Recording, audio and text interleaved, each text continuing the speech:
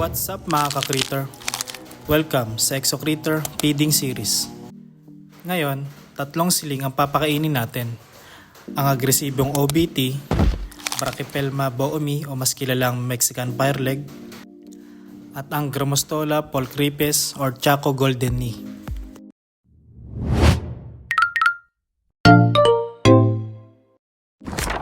Unahin na natin pakainin ang OBT. Bigyan lang natin siya ng medyo malaki na lots.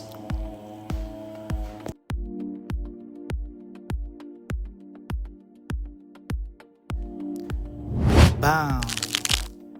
Ito pinakamadaling pakainin sa lahat eh. Kahit anong ilaglag mo ay kakainin niya. Napaka-aggressive niya. Gigil na gigil.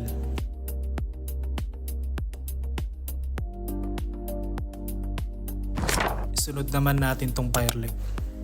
Parang gutom din ah. Alert masyado. Baba lang natin tong lots. Oh, kumapit pa. Ayaw pang bumaba. Dun ka, lumapit ka. Yan. Konti pa. Diretso lang. Ay, umiiwas. Ayaw ata ng pagkain.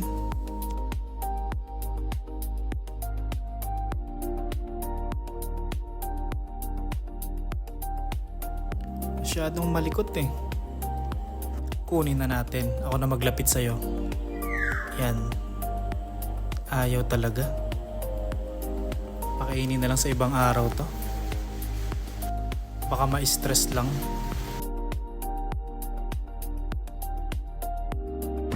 At ang panghuling sling natin, ang golden ni Chaco. Yan o, napansin niya agad na may nilagay tayo. Oops, bumalik ka. Pang, sumalida lang para sakmalin. Astig talaga ng Chaco eh. Pumapalag pa. Ayan. Niyakap ka tuloy ng mahigpit with matching kiss sa neck.